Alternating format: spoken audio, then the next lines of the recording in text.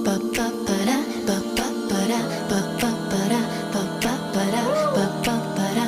everyone, what's your feeling today? I hope that you are all feeling really great today. Assalamualaikum warahmatullahi wabarakatuh. Alhamdulillahirabbil alamin wassalatu wassalamu ala asyrofil anbiya'i wal mursalin wa ala alihi wa ashabihi ajmain. Amma ba'd. All praises to Allah subhanahu wa ta'ala who has given us his blessings today so we can still gather by online. Salawat and salam to our Prophet Muhammad sallallahu alaihi wasallam who has guided us from the darkness into the lightness. The Honorable, our lecturer, Dr. Hajah Farida Repelitawati Boru Kembaren M. Hum, and all my beloved friends. We are from Group 8 and we will present to you about translating text related to law or legal translation. But first, let us introduce ourselves. My name is Hairunisa as the moderator and the first speaker, and then there is Yunisma Aldayana as the second speaker, and then there is Aprilia Husna as the third speaker, and the last is Faradina as the fourth speaker. Now, we will jump into the first presentation that will given by me. I will introduce you to legal translation. Legal translation is a translation in the field of law. The examples of law documents are tax, wills, trust, and immigrant documents. The translator must be someone who is really competent or specialized in law translator, because the law translation may be the culture dependent. It means that the translator must be reflect on those criteria of the culture. For example, like Islamic law, tribal law, Christian laws, etc. In legal translation, the source text and the target text maybe have no equivalence in the structure, but it is the job of the translator to translate the documents clearly and correctly, because there will be a consequence that is significant for the translator. For example, the business will be delayed, the court documents may be misinterpreted, and defendants may be jailed. A legal translator must be someone who have a deep knowledge in two or more legal systems. The translator in legal documents must have the backgrounds of legal systems of the target text and the source text. And they have to be someone that is mastering the terminology that related to law or legal documents. And they must be someone who is really understand about the importance of legalists. The characteristics of law documents are, the first one is the sentence structure. The sentence structure that is used in the law documents may be compound and complex. The second one is the formal tone. The third one is the use of passive voice in the target text and the source text. And the fourth one is the different approaches that can be used by the translator. That means that the translator have to use the different approaches or techniques in translating the law documents. For example, like transposition or shift or synonyms and etc. And the fifth one is specific terminology. That means that the specific terminology that is usually found in law. The difficulty that may be faced by the legal translator are, the first one is understanding the terminology that is related to law. That's why the translator must have the specialized dictionary that is related to law, that consists of terminology that related to law. And the second one is understanding the nuances of the legal systems in both countries. For example, if you want to translate the law of Islamic from English into Indonesia, that means we have to understand the nuances of both Indonesia and the English country. For example, like London or maybe like Paris and American and etc. So the translator may have no misinterpretation in translating the law documents from the source text into the target text. That's all for me. Thank you. Assalamualaikum warahmatullahi wabarakatuh. Hi mates, welcome back to my channel. But actually this is Hairunisa's channel, but yeah, whatever. I just want to say welcome to the jungle. So mates, before we start to learn about how to translate text related to law, it is good for us to hear this song. This song is always can increase my mood, always inspires me till this time.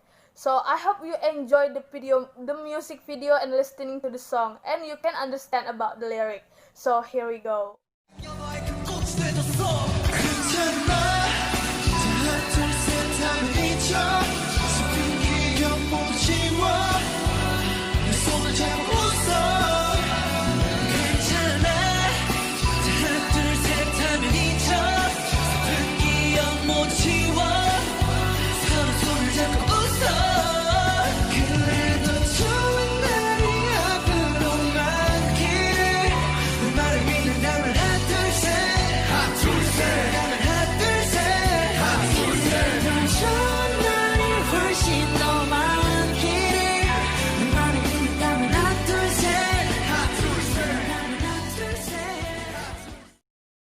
mates, thank you for all of you that listening to the song. I hope you can understand about the lyrics. So this time we can continue our lesson. It is about how to translate text related to law. The language used in law is changing. Many lawyers are now adopting a plain English style, but there are still legal phrases that baffle non-lawyers. It is important for translator to use the correct terms in translating text related to the law. For example, the source text is payung hukum. The target text is law umbrella. The target text law umbrella is the literal meaning translation for the term payung hukum, and it is not correct term because there is specific term to describe payung hukum in English, which is legal protection. Then, in order to avoid mistranslating specific terms like this, translators should check the specific terms in their translation product, especially those related to law. And we should translate these terms into Indonesian, so one day we will able to refer back to this term in order to produce a good quality of translation product, which is related to law. It is important to know if the legal texts are equivalent, they can be translated literally, and however, we should avoid translating legal term language into daily words. So it is important to us to have correct knowledge to translate text related to law, not only for the meanings of legal terms, but also of its function in the entire legal term. That's all for me. Thank you so much. See you next time. Assalamualaikum warahmatullahi wabarakatuh. My name is Saprilia Yusna, and I will explain specific terms related to law. Judicial Appeal in bahasa banding, Ministry of Consumer Affairs in bahasa Kementerian Urusan Konsumen, the statutory power of appropriation in bahasa kewenangan hukum mengenai penggunaan dana, sweep and sweat in bahasa gugatan dan digugat. Second term, compensational divorce in bahasa kompensasi talak 2. Abet, aid and abet, berkomplot or membantu dan berkomplot. Abortion of exercise for purpose placement of shares in bahasa pembatalan pelaksanaan penempatan saham yang diusulkan. Absolute and uncontrolled discretion in bahasa kebijaksanaan mutlak dan tidak terbatas. Absolute discharge in bahasa pelaksanaan kewajiban mutlak. Actual authority and apparent authority in bahasa kewenangan nyata dan kewenangan terlihat.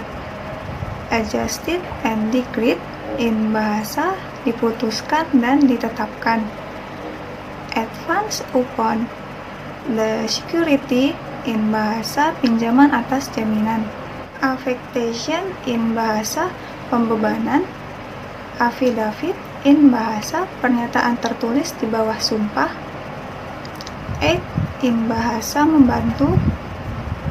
Benefit in bahasa imbalan. Branch of trust in bahasa ingkar janji. Call in bahasa mendapatkan kembali atau menarik. COB in bahasa akhir hari kerja. That's all for me. Thank you. Assalamualaikum warahmatullahi wabarakatuh. Assalamualaikum warahmatullahi wabarakatuh. I am Faradina Aprila. As the last speaker, I will explain about the last material that is practice. How we practice the translating text in law. One of the way is we can translate some sentence in both into Indonesian. Okay, I will give some example we can translate together. The first example is trustworthy. It means capable of being trusted. In Indonesian, mampu dipercaya. Okay, we put it in sentence. In most countries, politicians are regarded as untrustworthy and possibly corrupt. In Indonesian, di sebagian negara, politisi dianggap tidak dapat dipercaya dan kemungkinan korupsi. The second, there is a trial. It It means legal procedure to prosecuting someone for a crime. In bahasa, prosedur hukum untuk menuntut seseorang atas kejahatan. It means like sidang. Now we put in sentence. A murder trial can last for many weeks and cost billions of euros to conduct. In bahasa, sidang pembunuhan bisa berlangsung selama berminggu-minggu dan menghabiskan berjuta euro untuk dilakukan. Di sini, a trial meaning is sidang, because legal procedure to prosecuting of someone.